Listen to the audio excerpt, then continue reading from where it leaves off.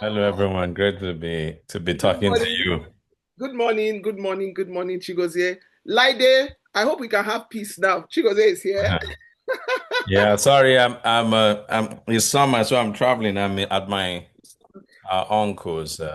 It's not a very conducive environment at the moment, but I hope you don't mind the background.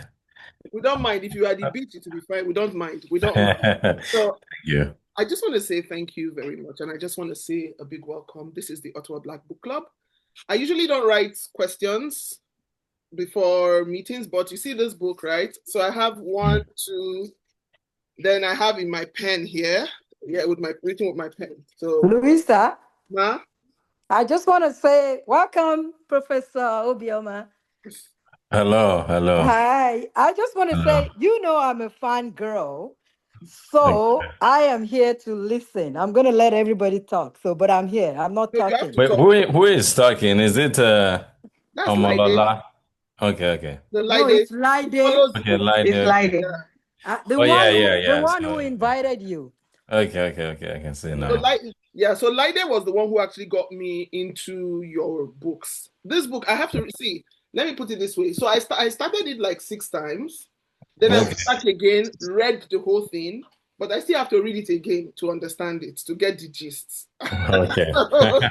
So anyway, welcome. So please Thank you. let me start by reading his brief bio. I don't want to waste too much time. Chigozie Obioma was born in Akure, Nigeria. His two novels, The Fisherman 2015 and An Orchestra of Minorities 2019, were finalists for the Booker Prize and have been translated into 30 languages. He has won an LA Times Book Prize, the prestigious Mm, International Literaturpreis, FT Oppenheimer Prize for Fiction, an mm, NAACP Image Award, and has been nominated for two dozen prizes for fiction. He was named one of Foreign Policy's 100 leading global thinkers in 2015 and 100 most influential Africans list by New African magazine in 2015 and 2024. He served as a judge of the Booker Prize in 2021. His work has appeared, hold on, his okay, work that was $1 million call right there coming in. His work has appeared in the New York Times, Guardian, Financial Times, Paris Review, Granta, and elsewhere. He is the Helen S. Lanier Professor of Creative Writing and English at the University of Georgia and the Program Director of the Oxbelly Fiction Writers Retreat. His third novel, The Road to the Country, published in 2024, was longlisted for the Joyce Carol Oates Prize for Fiction. For fiction, the Dublin Prize for Fiction, and was named a Best Book of the Year by the Economics Boston Globe, amongst others. So we are honored to have you here. Thank you. So, first of all, because I'm just going to ask what I can ask then, because everybody I know they are itching to ask questions. So I won't have time to ask all of this. But for Okay. the first time, so I've read books and where that spoke about the war, but the Yeah, war is always in the background. yeah. I've never read a book where the character was in the war. So, as an Edo girl who Mm, grew up in the north, mm. the only thing I knew about the war was the games we used to play as kids. Ojuku wanted to separate Nigeria. Gowon said Nigeria must be one. Then all the children will come there. That's propaganda. But So I'm one, just kidding. that Yeah. was the first thing. Then I used to ask my dad because my dad was in the police. He was a commissioner, and I used to ask him about the war. But Mm. he said then he was a young man. He worked with the P&T, the phone lines. So they used to collect Right, right. phone calls. Mm, So it didn't really get to us.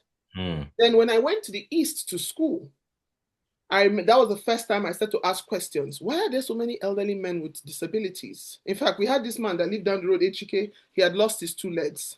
And Mm. we had one, two, a lot of men limping hands. A lot of people, they were absent fathers. Grandfather died, and someone said, "Oh, the war, the war, the war." So for the first time, I typed in this morning. In fact, what is Biafra? Never typed that in. I just knew that we heard things about Igbos went through things. I've never. So this book was the first. thing that opened my eyes to say, oh, okay, this really happened, Louisa. You who likes history, you need to do a lot of research. So my question is, Mm. why did you decide to write about the war, to give us an insight? And what was the role of the seer? Because this man saw 20 years ahead into the Mm. future. And yeah, so I kept getting confused. Yeah, going back and forth. So please. Okay. Well, thank you. I did have a question for you. I don't know if you mind if I ask that. Oh, So, um, first of all, I mean, maybe I should ask you questions at the end. People say that uh, one who asks questions also has questions. I'm sorry, one to whom questions are asked Mhm. would also need to ask question anyway. That's the saying of the people of Bende in Abia State. Um, okay, well, I suppose that two ways of answering this question. Um, the first is my work as a whole, you see. Um, I've always joked that I am the guy who does the dirty job of African literature. You know, okay, well, what that means really is that it might sound like a joke, but it necessarily isn't one. And the evidence is, at least in the last two books, even in The Fisherman. You see, when I wanted to write The Fisherman, as you know, if any of you who have read the book, the what I was thinking of, or what appears in the book, on the surface is a family of four brothers, whose lives are kind of, thwarted by a prophecy. However, the funny thing is that what I was thinking of when I wrote that book was Nigeria. I was hustling in this country called North Cyprus, at the time, 2007. I remember very well. They were like in the entire capital city, there were like five black people, you know, in the whole of that town, that city. I was one of them. You know, so there were very few people. Now there are thousands of Africans there. So, and what surprised me at the time was this was a sort of a third world country, with Oyibo people. I suppose there are some white people here, so let me speak in Caitlin Wright had da Silva. Okay, so let me say white people, and then and so but they had running water, Okay. they had 24-hour electricity, they had infrastructure, and it just really bothered me. I can't remember why it bothered me so much, but I remember every day I would tell my friends, I would tell my girlfriend at the time, why is it that this country, which is like Biafra, if you know anything about Cyprus, is split in two. Okay. It's one of those weird countries, with they share one capital. So the one side is Turkish. That is a fake country. It's all under UN embargo, Okay. recognized only by Turkey. Cyprus itself, the Greek side, is the real country in the European Union. Oh, So I was in the fake one, with Turkish and Syrian people, and but somehow they were so their hospital, everything was functioning, and I just could not come to grasp with it. So, long story short, I always would complain bitterly. Why? What is wrong? What is wrong? We are smart people. What is the problem? And eventually, I realized that, you know what? I'm going to research the entire history of Nigeria. oh wow. Yes, I took it upon myself. I began to read.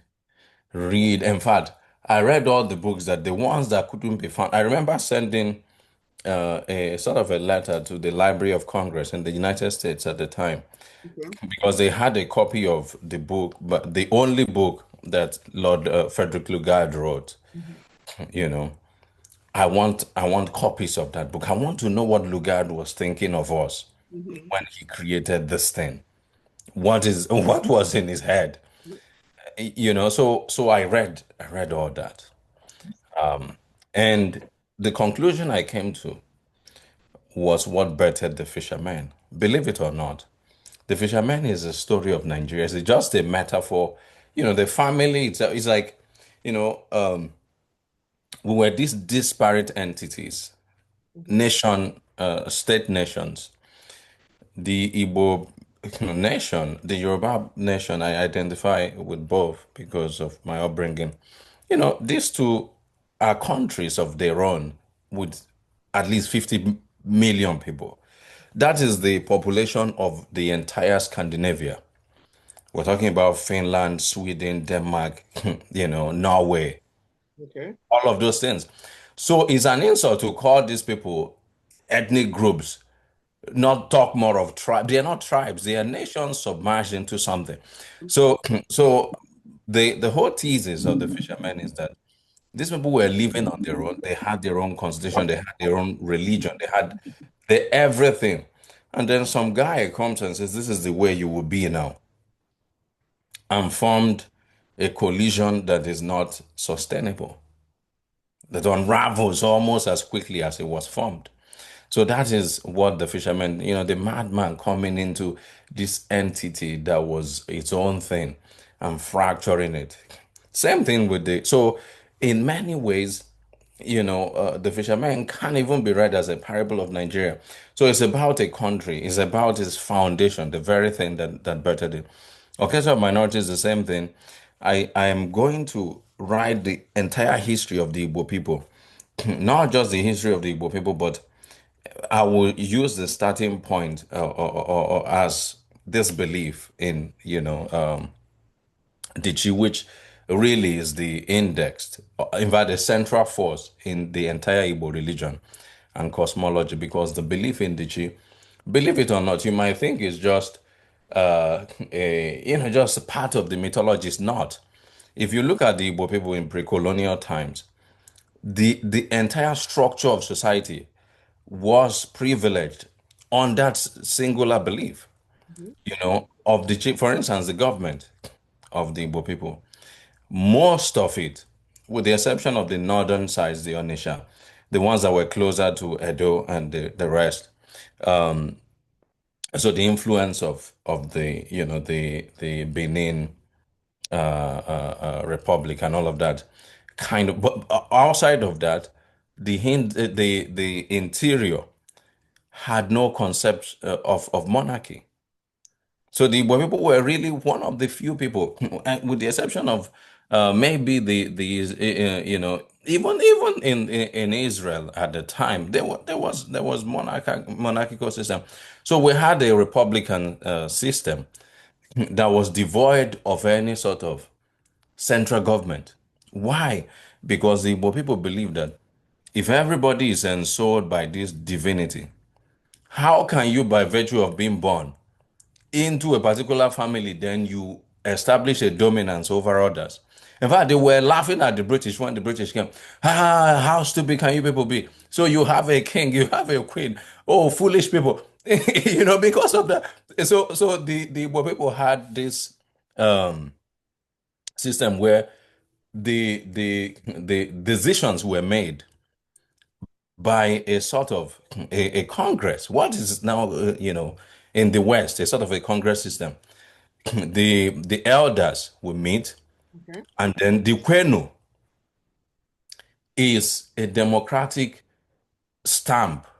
If somebody says something and the people do not agree, it doesn't go. So that's because of the belief in the G. It bettered the infrastructure of society.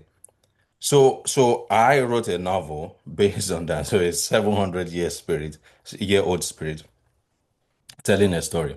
So it's the if you read An Orchestra of Minorities, I hope you will learn not just a religion of a people, but also their history. So that is the kind of task that I've always been trying to take on myself. And as you lastly said, the road to the country is not the novel I wanted to write. But when I went in, again, I read everything that has been written about the war. Every single thing. Believe me when I say that. thousands of texts over a period of 15 years. And I noticed that nobody wants to write about the battles themselves. There is no war novel. There are wartime novels. Adage is, half of a yellow sun. Well, this is a wartime novel. It's a novel in which the war is in the background. But how about All Quiet on the Western Front, 1917? The kind of books and films that Americans and the West makes that actually shows you what it was like to wake up in Biafra in war. Not a single person. In fact, the closest is Soza Boy by Ken Saruhua, Sorry, okay. which I would say is like 35% war novel. Okay. That is the best, and it was written in the 70s. Nobody even remembers it again. But I will credit that. So I thought, what, we need that. I will take up the challenge. It's going to be a very brutal book. It's not going to be for everybody. Look at now, it's women who mostly read. They don't want to read about Oh, violence, but I don't really care. I am going to write that because it's just, this is what I have to do. Somebody has got to do that. Somebody has got to show what it actually meant for these men and women to wake up at 5 a.m. and stay in trenches that were shoddily made under heavy bombardment for sometimes 6, 7 hours without stop. you know. So that's why I took on the task of writing the book. when I was reading the book, at a point I felt I could smell the corpses. Yeah, I felt I could, because the closest I've gotten to that, because I enjoy watching documentaries, is when I was watching the documentary about the genocide, the Rwandan genocide. But where you would describe some maybe bodies, there was one you described, I think it was the person's jaw or so that was found, or the body, and then the jaw, and then the juice. I could, at the point I could smell it. I said, this is too much. But the good thing is, it's got me thinking, and I've said I'm still going to do my research on this because, like I explained to you, what we heard about the war was the games we played. Then I remember somebody had said, "Oh, in the war, during the war, it was important you speak your language." And this was me growing up in the north. I speak Hausa. Ah, Thinking about we children from different places, maybe our fathers were in the military with all these civil jobs where we grew up in different places, and then they were questioning identity. Oh, a time will come when you would have to go back home. And the first thing mm, that came to my mind was, where is home? I grew up in right. I speak Hausa, I don't speak Isha. I'm Edo, I don't speak Isha, and I look like an Igbo woman. So where do I belong? That is true. Yeah. So that was my question, because I found myself in situations where I got into heated arguments with people who said I'm lying. They say you are an Igbo woman from Anambra State. In fact, you're Ah, not just from Anambra State, you are from, is it Enugu? No, Abagana. Oh, all these Abagana women, this is how you could behave. And I said, no. So the question of identity. When before you joined, Lady, I see your hand up, but Omolola, I want to call Omolola. Omolola had asked a key question about resources. Omolala, where are you? I'm here. Yes, please ask that question. Hi, Chigozie. So I'm going to flex a little on the group. This is us way back in March of ah, 2019 in Nigeria. Yeah, okay. In Lagos, huh? in Lagos at Okay, Pataba thank you. Books when you launched your Nigerian Ah, version okay. of an orchestra. So I'm such a fan of your work and And you have jackpot now to Canada now. well, I live in the United States right now. Oh yeah. Okay, Yes. okay. But I like your work for what you've just said. Historical fiction, you're a historian. And there are some authors that have received flack for going to research Nigeria outside of Nigeria. And I won't mention names, but for me, it's always as an independent researcher, if I wanted to learn about Biafra, you have the privilege of being Nigerian, maybe having people who have lived the experience to talk to. But if I read this book, didn't have anyone as a resource, where would my jumping off point be? Because I'm frustrated with Nigeria. We don't have things like the National Archives. You just said you went and I forget the Library of Congress was Hmm. where you found a book, which was the only copy. And I do have Kensaroriwa's Silver Boy, Ah, because again, I'm interested in Nigeria, I'm interested in our history. And it seems we can only get that through authors who are writing historical fiction to even spark an interest. So that was my question. Besides your the oral resources you had, and then you did tell us about the Library of Congress. If I were in Nigeria, where would my jumping off point be? Where mm, where would I go? Do we have anything like that? Or are we doing this from the outside and then having to go to mm. places where we exist? Like someone went to Brazil and there are Yoruba people in Brazil and she's getting flack for that. And I said that is probably her only resource, to Mm. go and study Yoruba people. You can't, where would you go in Nigeria? And yeah, so and then besides, Wherever information can be found. See, something very interesting happened when when I started to write The Fisherman. No, not The Fisherman, and because I'm a minor, the book you just raised. Um, we were in Virginia, and I was with um somebody at the time, and then we she and I went to so she told me, she said, look, do you know that there's an African, I don't think it's a museum, but it's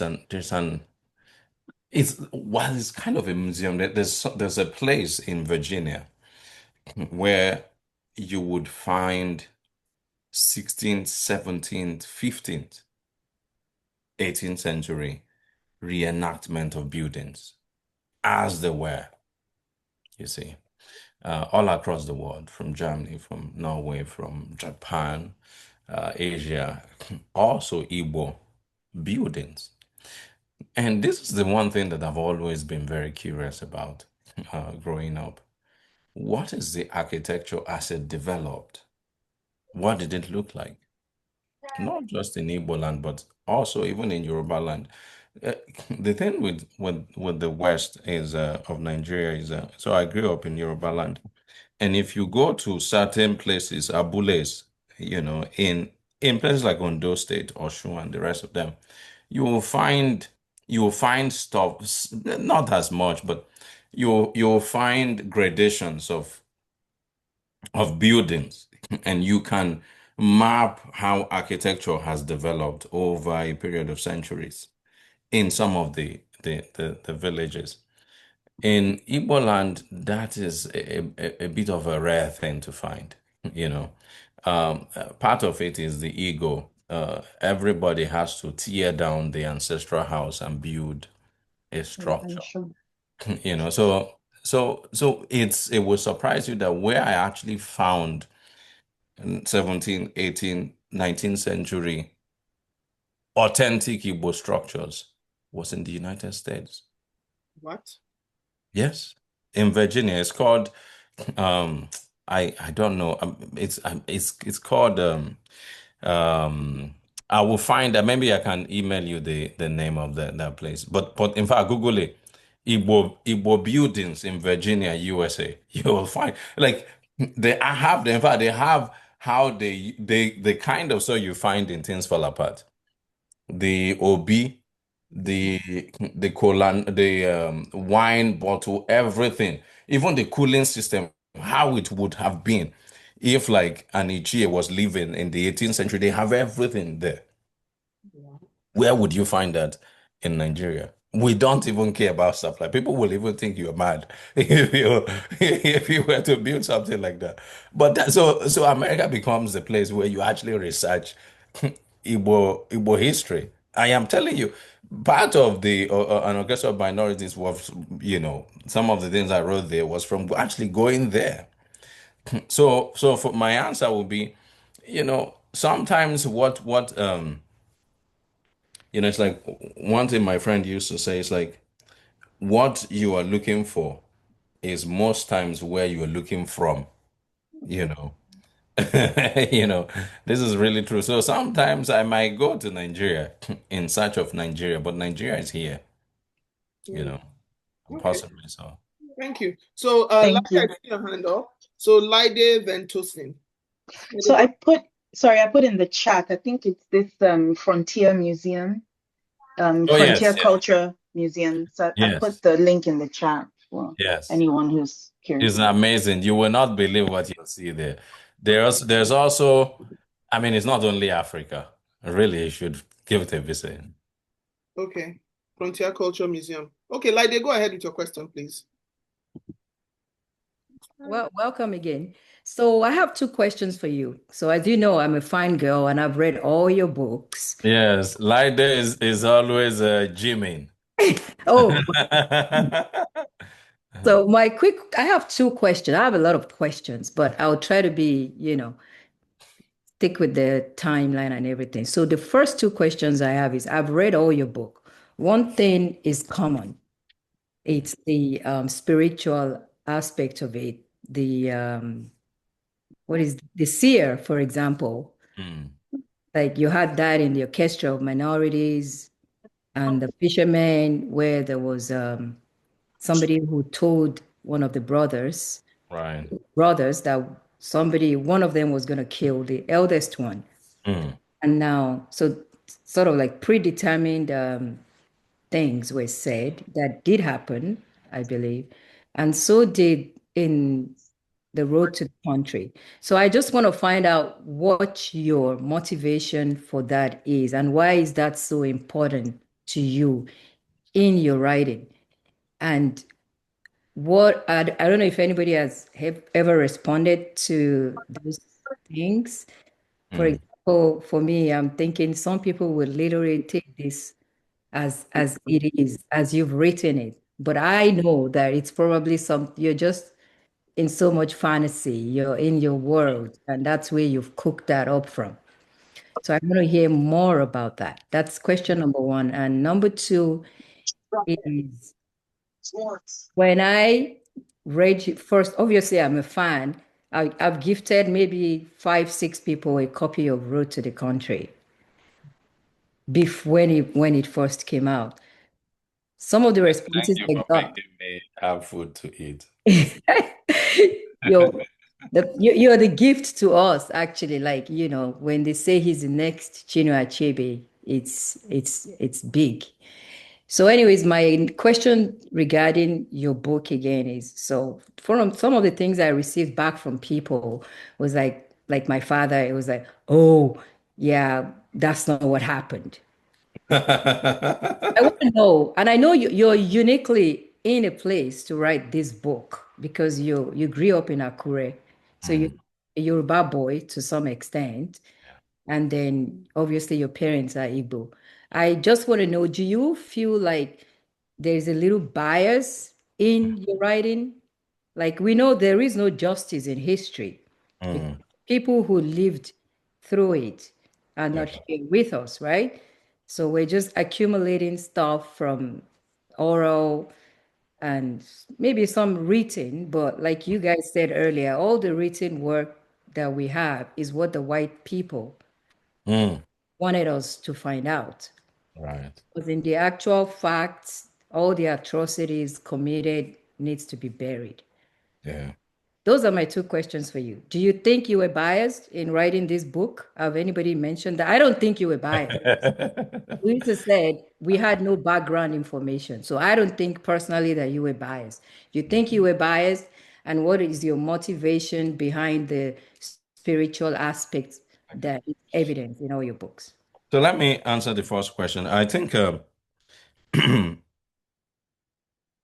it's very interesting that the mystical elements in my work is something that people grapple with.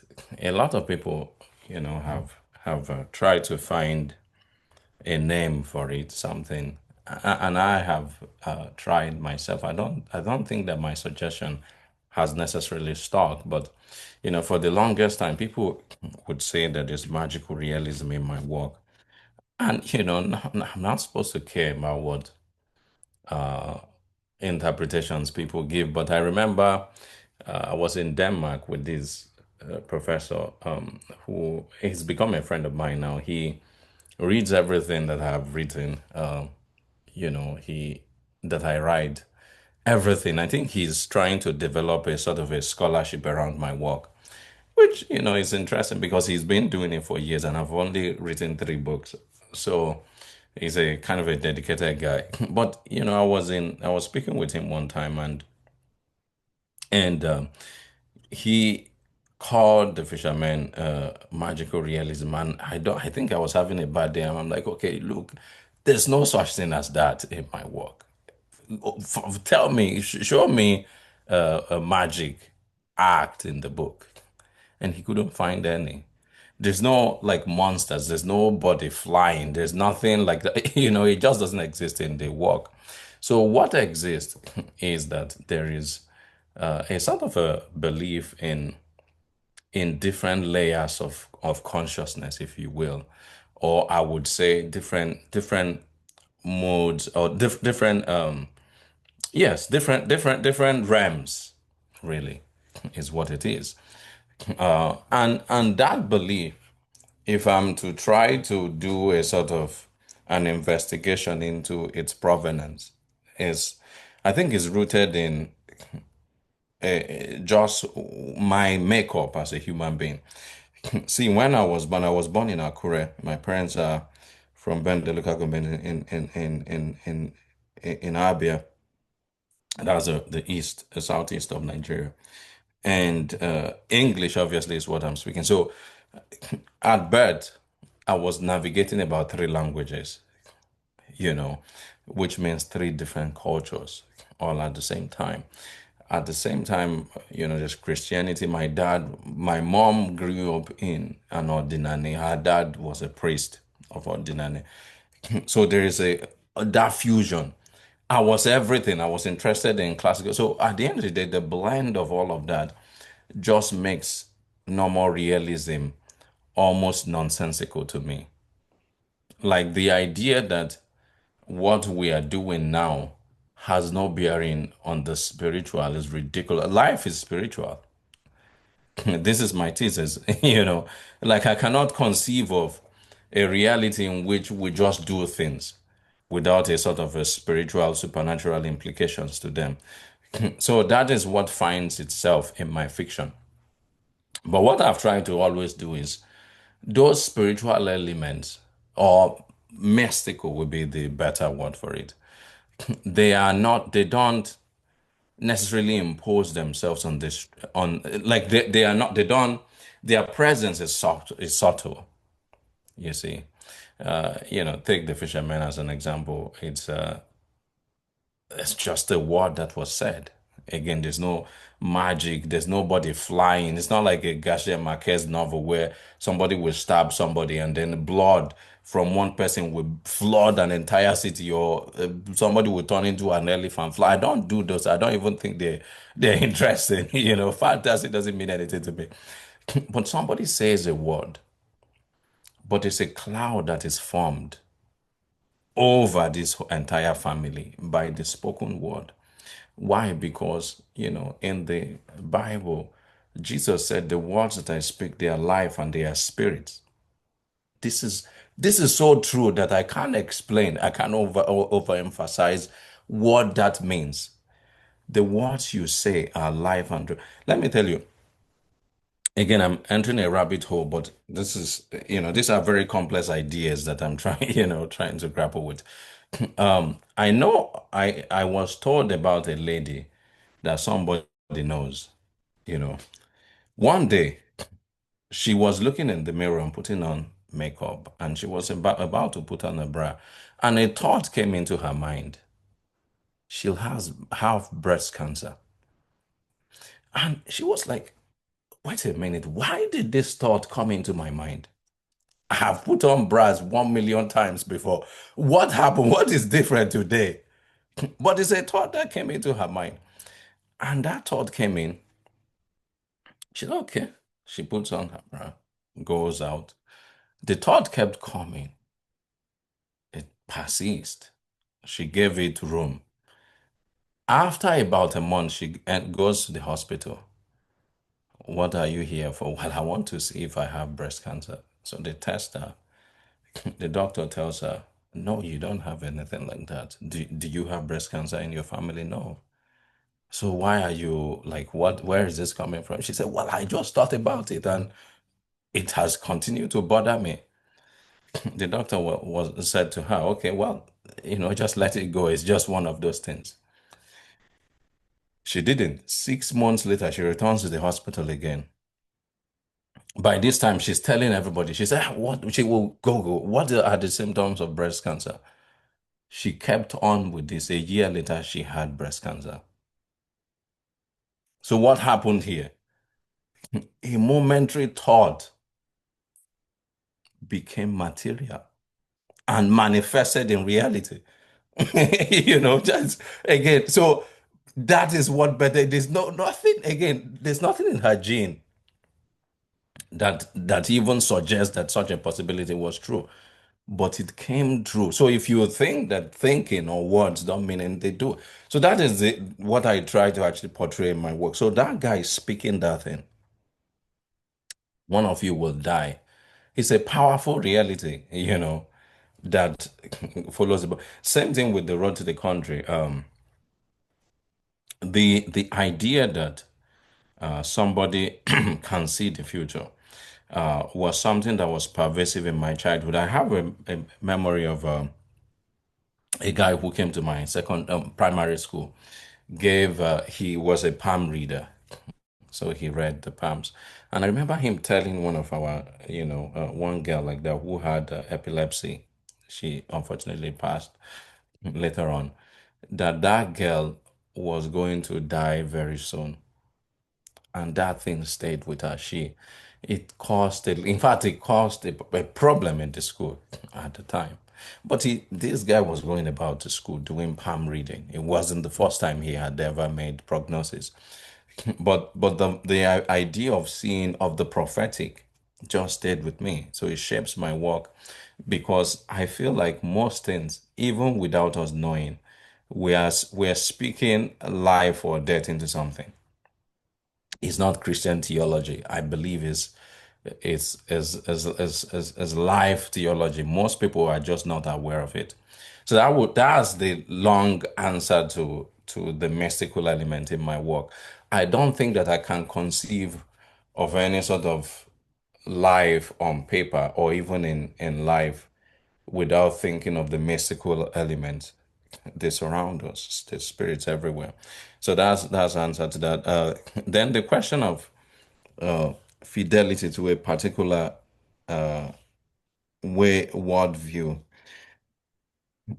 My so me, I have not. The one thing that I'm not is tribal. I don't even understand how one could be that, because growing up, the one thing that my dad would always say to me, he read newspapers a lot. The problem with Nigeria is tribalism. It was a running thing. It was a theme that he will always say. So I grew up, even now, I'm in academia. All my friends are radical leftists. Oh, not all, but I would say like a significant amount of the, I mean, American academia is like that. And sometimes I look at some of them and I think that they're mentally ill. Like, how can you just be wedded to a particular viewpoint so religiously that you are blind to the other? I cannot conceive of a sin like a sin. I spoke with a friend of mine a couple of weeks ago, and I'm like, okay, what is the one good thing that you can see in a Republican? And he couldn't find any. Not a single thing about a Republican that you can find. So what does that mean? It means that what do you do with people who are only evil? Either you kill them or you put them in some sort of concentration camp. What else can you do with you just have to fight them. So how can a society exist when you have written off a group of people as irredeemable? What you are going to have is a sort of chaos that we have now. American politics is a joke. It's a politics of extreme polarization, hatred of the kind that I don't even think is possible in Africa. It's because of these guys are very tribal ideologically, you know, not the ethnic type that used to, that caused the Biafran War. So for me, when I write about anything, I mean, there are some people. There was a guy who came to my event in London. He's an IPOB guy. And it's like, oh, I'm going to buy this copy for my secessionist group. And I just laughed. Okay, buy the book. At least you guys who are buying the weapons and calling for Biafra, you can. By the time you see what war actually looks like, perhaps it can be an education. So I don't know if there's any bit of the history that I got wrong. I don't think I did, but I will not sit here and claim that my work is necessarily perfect. But what I have done is take what I have received and researched and try to, like artistically create the details. So, for instance, all the battles are real. There's not a single battle that I invented. The characters may be fictional, but the battles, the historical bits are there. So, what I've just done is zero into them. So instead of like writing, okay, there was a fight in Onitsha Highway, I give you the details of how the battles happened, you know, so that you can feel it, you can hear it. In fact, I want you to experience rather than to observe what is happening. Feel the thing. So that's what I've done. Tease out the details. But I didn't go in with any bias. I am not interested necessarily in the creation of Biafra, even though I think that Nigeria needs a sort of an overhaul. Is not working, and something that is not working cannot keep perpetuating itself. It's a sort of insanity to do that. That doesn't mean that I see Biafra as a viable solution. Okay, who will be the politicians who will enact Biafra if we were to have one now? The same guys who are ruling now. My state is one of the worst states in the country, Abia State. Really, genuinely, is one of the worst. I mean, some northern states don't have road, but let's say in the south, for sure. So that's the kind of guy who will be ruling Biafra. I don't have any hopes of that.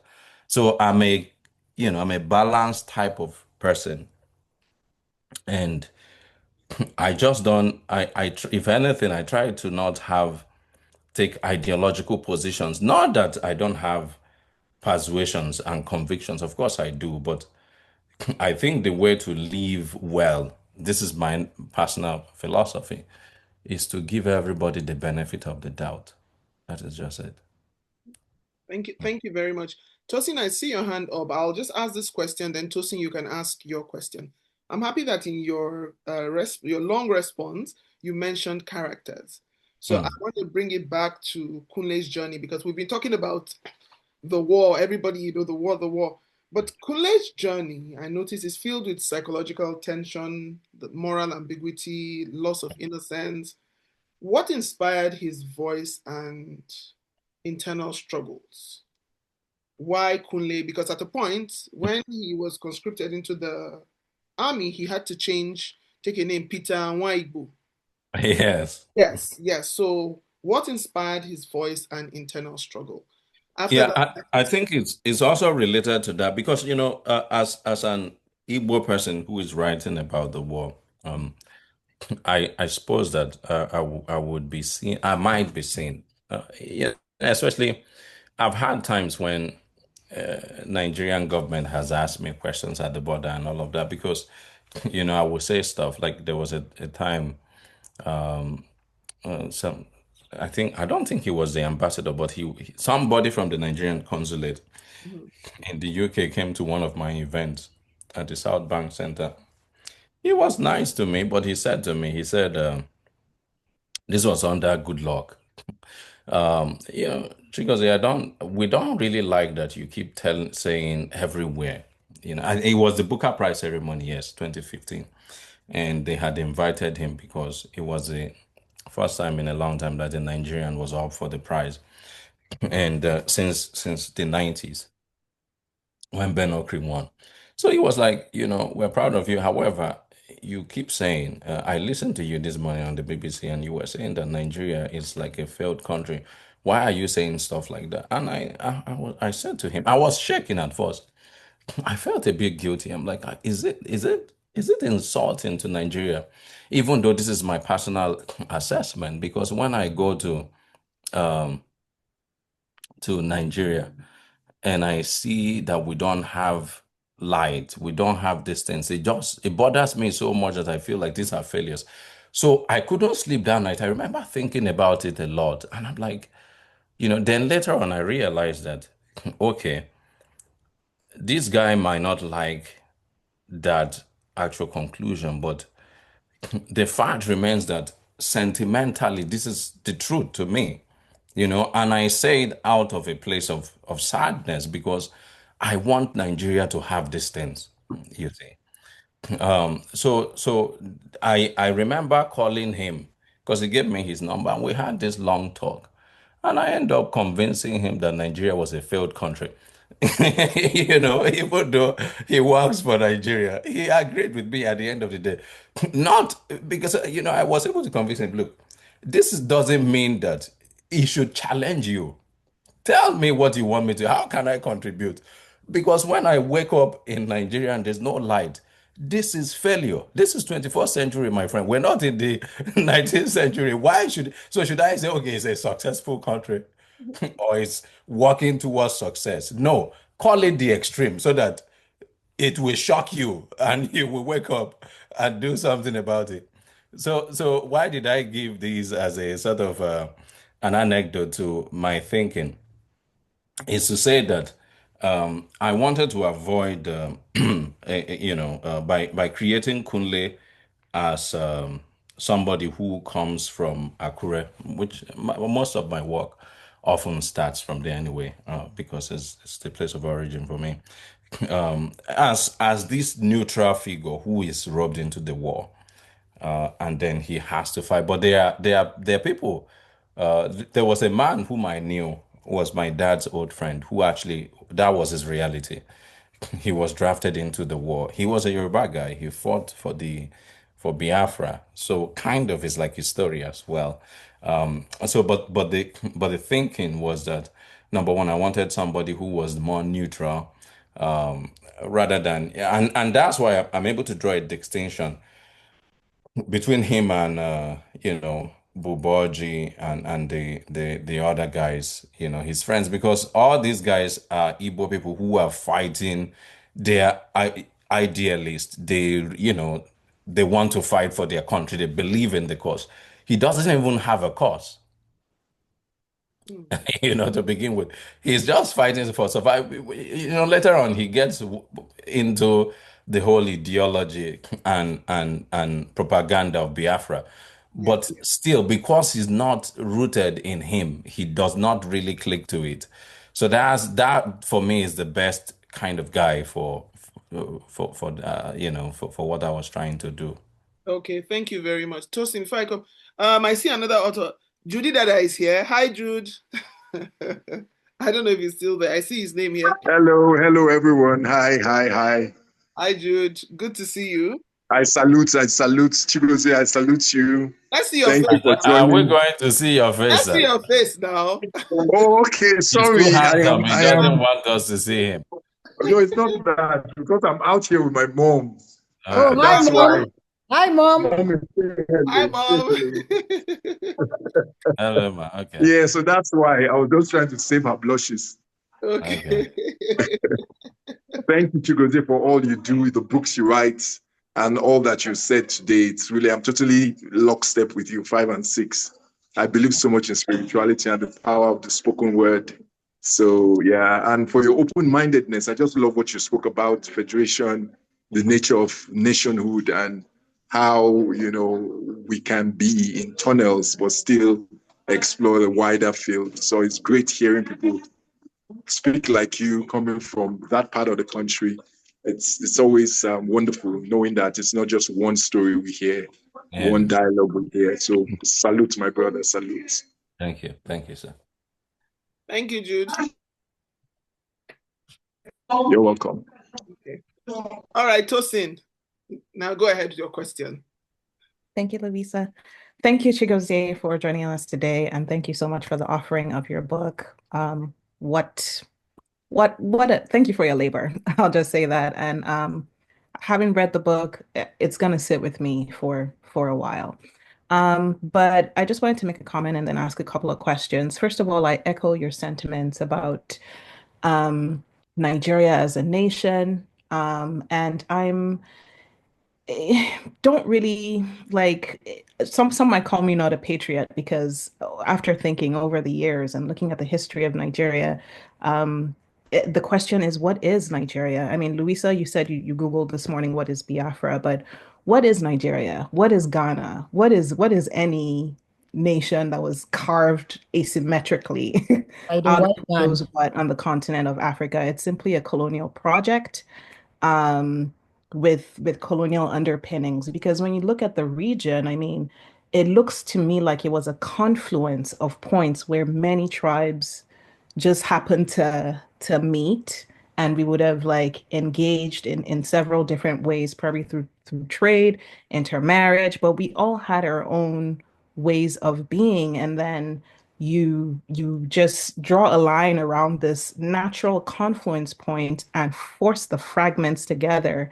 And for me, it seems like from the moment Nigeria was crafted, it has been trying to tear itself apart because it was never meant to be together to begin with. But anywho, that's just an aside. I It's a really good appreciate. observation, actually. Yeah. Not to interrupt you, but to second that. Just something my dad used to say. He would always joke that his own parents, especially his dad, was a Nigerian, but never knew that he was. You know, Mm, see, he was born in towards the end of the 19th century. My grandfather. And Nigeria was formed by Frederick Lugard, whose book I read eventually, in 1914. Again, nobody consulted anybody. This man was not told, but he was a Nigerian. So what you see from that is that if you look at the formation of states, nation states, so versus state nations, nation states like, say, Sweden or even France, what you find is that there's a national identity that was already formed. The French were the French. So was they spoke the French language. In fact, they had a religion that was a unified religion. There was a sense of French history, and then they formed France. The reverse is the case. Nigeria is formed, and then we now have to form a national identity. We are trying to become Nigerians when Nigeria is already formed. That is why we failed. So, in fact, that is why the war happened. The question you ask, what is Nigeria? What does it will it even look like? Oh, can an Igbo man live in Borno? I mean, what? These questions were what people were asking legitimately. And the British did not know what. So, what would the constitution of this place even look like once the British leaves? So we are trying to become Nigerians. It's true. And it was one of the things I said to the guy. I'm like, he complained. Because I said on an interview, I think on France 24 or something like that, that I don't believe that even the president of Nigeria loves Nigeria. Because how can he? I don't know that he does. If he does, then I would see it. You. Because maybe at least he would be able to, some of the things, atrocities that we see Because will now not be this is happening. funny. you know so again, it sounds funny, but I but it's true, because I don't know. If you ask me what is Nigerian, well, I'm trying to become one, but somebody please teach me how to be a Nigerian. Let me understand. So you're right, there. thank you. Yeah, someone once said Nigeria is just a mere geographical expression.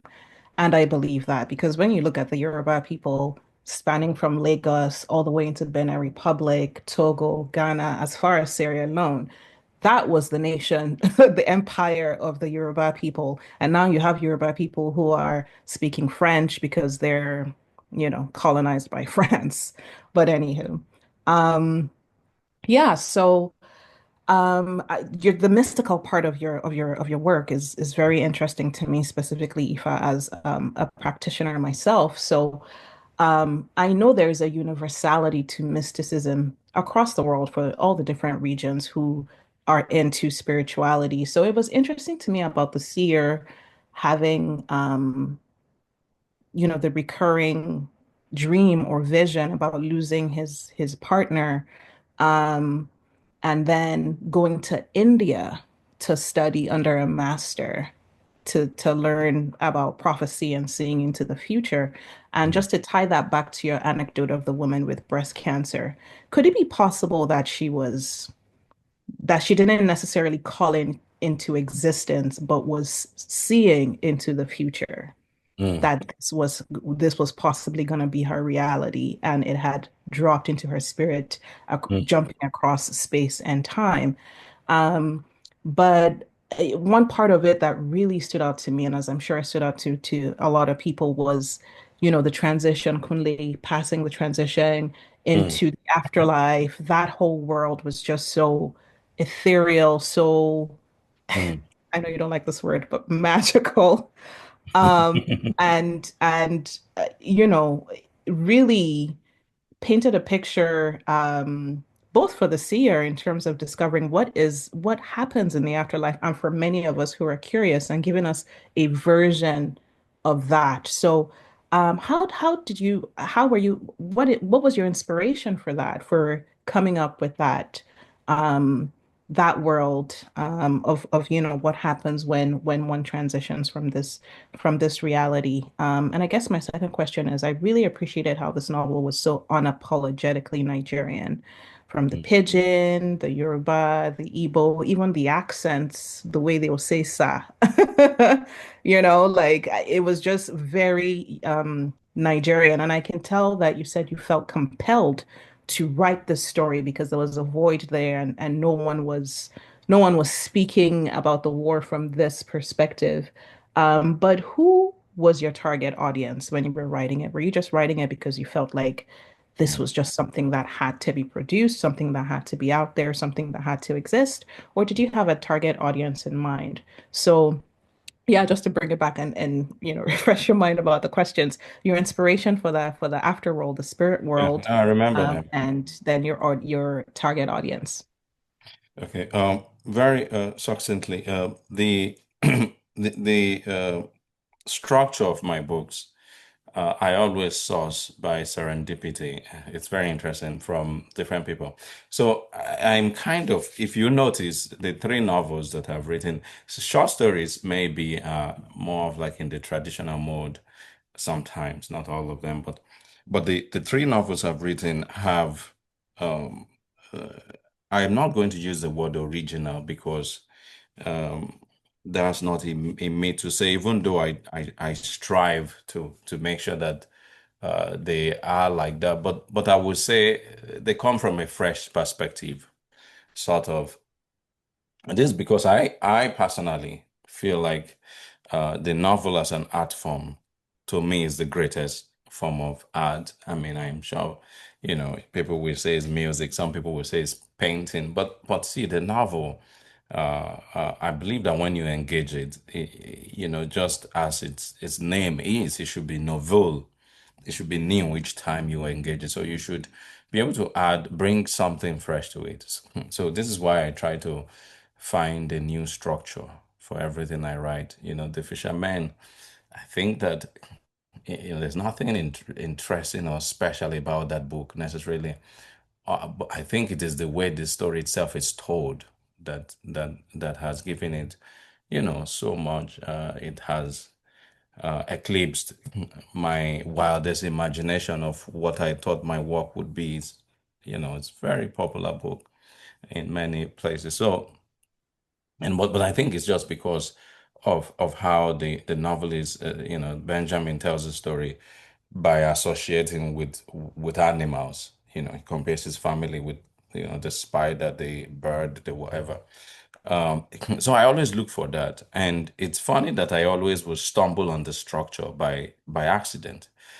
So the structure of the road to the country, I had written the book, or I had written chunks of it in this like traditional voice, and but I just was not happy with it. And then I go back to Nigeria, and I'm talking with my mom.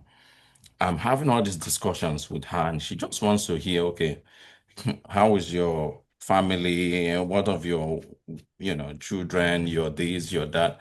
And I'm like, I want to hear about your experience of Biafra because I know they bombarded your house one time when you were 6 years old. Tell me, and she would not say anything about it. And her two brothers fought. Her uncle died. So, so at some point, frustrated, I say to her, I'm like, mommy, if you're not going to tell me anything about this war, I'm going to write the book anyway. So you might as well just spit it. So she said something to me. She didn't go to school, so she has this ethnographic, natural wisdom. And she said to me, she said, uh, if you're going to write the story of this war, you might as well write it truthfully and fully. So I was like, oh, wow, what do you mean by that? And she said, you know, if you look at war, the main product of war is death. And these are the people that's the main thing that it results in. So most people who will experience a war will be people who are dead. However, when people then tell a story that is experienced by the large chunk of people who experience it are not even there to tell it. So how is it truthful or even a full version of what happened? So that's where the epigraph was battered. So she said, the true story of a war can only be told truthfully by both the living and the dead. So I was like, the moment she said that, my mommy, thank you. What do you want me to buy for you? What kind of Hollandis? You know? Because she didn't know she had just given me the structure of the novel. She was like looking at me as if I was crazy when I'm taking her doing all these things. But that's it. So the challenge was, how do I get the dead to tell the story as well? So I played with a lot of things, and I realized that I to make that work, I needed Kunle to die halfway through the novel and ascend into that space. And I also needed the seer. So the seer would project into the future. And this sort of magi, the three wise men who came to see Jesus, that whole ritual is a thing. It's an actual thing. People read the star of a child that is being born. I've seen it. I've seen somebody who could do that. And so that's where all of that comes from. But it also allows me, to play with narrative because, in this novel, there is no present. Is strange to think about that, but there's no present. Okay, well, there's present. In fact, there's present, but it's the present. Normally, the narrative present is 90% of a novel, but here it's like maybe 2% is before he goes into the trance, before Igbala goes into the trance, and the last few pages afterwards, when he wakes up and he's still in 1948. Nigeria is not even an independent country. So he begins to even wonder if what he has just witnessed is even real, you know. So that's it. So what you have is that the future is the present, and the past, uh, is sometimes. So no, the future is the present, and the present is the past, basically, in the universe of the novel. So it's a sort of a radical structure of a novel. And it was very difficult to land it. I wrote this very many versions of this book, but eventually this is the end product. Okay, thank you. Lydie, I just want to ask one question before you go ahead. So, based on what you've said, looking at this novel, the novel is tragic, yet is not entirely without hope, because I was surprised when you brought in the romance aspect of it. And I was reading in my mind, I said, inside bush again with all the gunshots. What's wrong with all these ones? My people would say, where they worry now? So, so the novel is tragic, yet it's not without hope, not without love. So, how do you approach writing? How did you approach writing this kind of story of immense loss while still leaving room for redemption, faith, beauty? Because if I remember very well, Kunle, this journey started with him trying to redeem himself because he felt guilty for about his brother Tunde's accident, right? Yeah, and that was why he started. He embarked on that journey, and then had to join the Red Cross to get to, yeah. So how how did you approach, yeah, writing? Because it's a mix of a lot of things. I just expected, okay, the war, in the end, everybody dies. That's how the war is. Everybody dies, and then maybe the seer ascends into something else to say, oh, I said so. But somehow you wove then the birth of a child, having that, the daughter for me was like, okay, there's still hope. Yeah, there's still hope there, Agnes and all of that.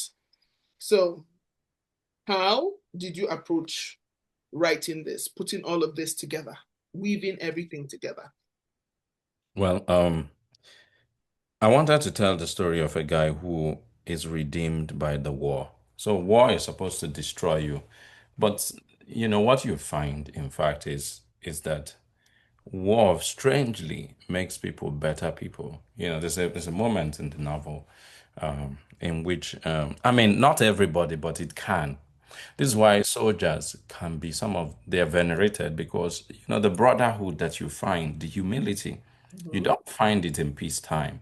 There's a moment in which I think it was Ndidi who says about how now, before the war, they had all these selfish ambitions. I will be this. There was a hierarchy, there was a class system. But the war neutralizes that. Everybody, there's no millionaire and poor man. I mean, there can be some, even in Biafra, there was all kinds of corruption and all of that. But most people are trying to survive because a bomb can come and waste you. It doesn't want to know whether you are this or that, whether you have a PhD or you are an illiterate. It's that is coming. So, this selfish guy, isolated, quiet guy, becomes a selfless soldier who wants to save the lives of others. So the evolution there is very interesting to me. Um, and how to get him to do that, one of it is also by putting love in his life. This entanglement, romantic entanglement with Agnes? Agnes is key to that. But also his brother, his friendship with Felix and the rest of them is also very key into unraveling that. So it goes into him and it takes things that are latent and brings them to the surface. It's what sometimes adversities does for you if you really key into what has happened. They remote people, Okay, shape you. okay, thank you. Laide, then Omolola, I see your hands up.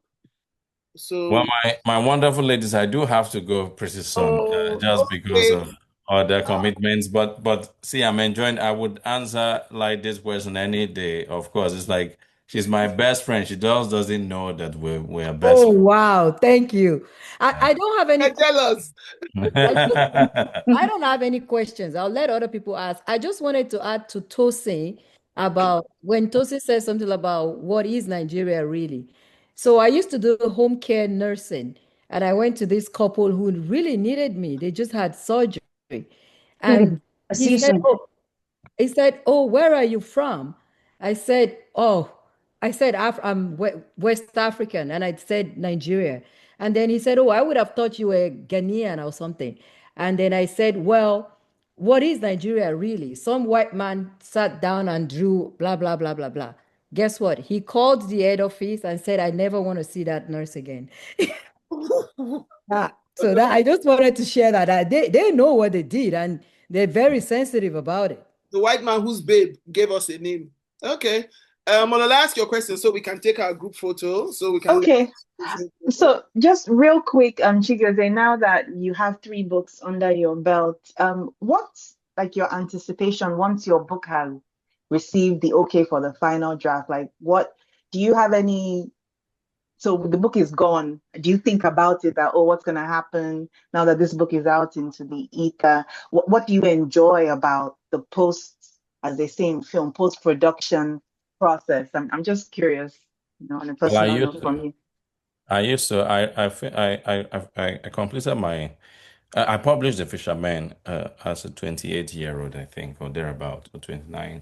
So I was very young. And you know, he did, as I said, a lot of things for me. And so it really, it kind of, I wasn't expecting what I got from that book. And I would say that my literary career accelerated. It's like when a child grows up too quickly, is the best analogy. So I was thrust into a particular space that I wasn't even prepared for. In fact, frankly, I didn't even know why I was writing when, until after all of these things had happened. So I had to, the pacing I had to follow and now develop, like, for instance, principles of composition, why I write, and some of these narratives that I now give people were things that I had to like create on the, afterwards. So at the time, yes, I used to want to know what happens with the book. At this stage, I wouldn't say that I cared that much. I mean, maybe I to some extent. Some like I was in France last week for the French edition of The Road to the Country.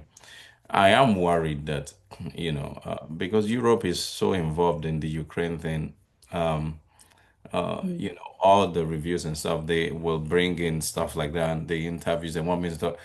It's not, as a novel, a historical novel, I'm more interested in that time, though I understand that I could talk more about war writ large and contemporary issues of like that, but is not doing as well as I would want, partly because of the time in which it's released there, for instance. But in general, when I have a book out, I hope that it will find its readers and people will at least if anything come to understand what I'm trying to do.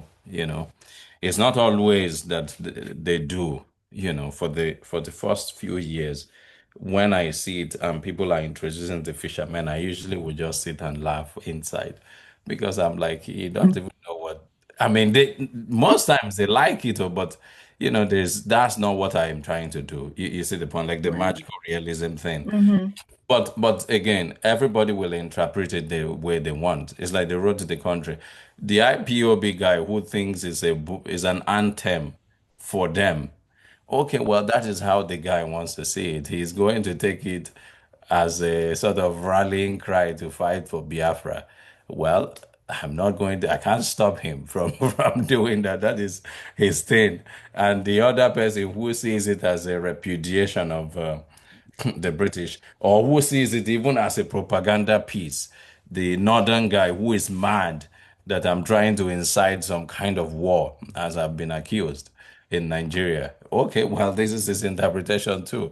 So I don't really try to anticipate. There's just a fulfillment in me that okay, I've written this book, and I just want to believe that those who will enjoy it will do that, and I don't have to even read the reviews. I don't even have to. I mean, of course, if I go to events, the people who show up love me. So I'm not going to hate me and they show up to my event. So, I hug all of them. I'm nice to them because of that, yeah. So that's it. But I don't go fishing for what people are saying about the book is just not something when I was 28, I did that. I would cry over not that I got many bad reviews, but there will always be people who want to, it's just a thing. Like I remember, Mhm. there was a review in Germany that was uh, very hostile for the fishermen, and that really bothered me because the book was chosen as they had this national book club. So basically, everybody in the country would read that book. And the fisherman was chosen with two German books. And this guy was just so mad that the debut novel by an African was chosen, and he tore the book apart in the national is like that, like the New York Times, Frankfurter Allgemeine, which is the main thing. And everybody, my publishers were sobbing, and I joined them. We were all having a cry fest because, we felt like they were so mean. He was just nitpicking, and there's this thing. Why would he write like this? This is not how Achebe write. Like it was a Jeremiah, Wow. really. So there's stuff like that that would have bothered me years ago, but now, my and then my fiance at that time would be like, be coming, will be dabbing tissues on our eyes. Now I don't even Hilarious. you tell me that the Road to the Country is the worst book you have read. Okay, well, then you would I guess you haven't read worse books before. So I don't know. It doesn't I don't care anymore about that. I'm just more interested in what is the next thing and how does the books speak to each other? You know, I'm trying to, at least in the mind of a reader like Laide who has read all three, I'm more concerned about, can you see a sort of a thread between the fishermen to an occasion of minorities to the road to the country? That is my hope. And to the fourth one, you know, Okay. Thank you Mission, so much. mission thank you. accomplished. Yeah, thank you so much. Zeni, I see your hand up, but Chigozie says he has to go. Please, I can we have to take our go, books and Zenith. go? I wish that was my name, that I'm in the apogee of Please, things. But can we thank you. take our I'm from Zambia. Chigozie, do you have your copy with you? Do you have yours? Sadly, I don't. Okay. Your face is okay. Don't worry. Just smile. Okay, okay. Let's see. Okay, Chai. Thank you so much. So who is taking the photo? Me, I've taken already. Okay. So I All just right. want to say thank you. Ladies, thank you very much. Thank you so Thank you so much. Bye.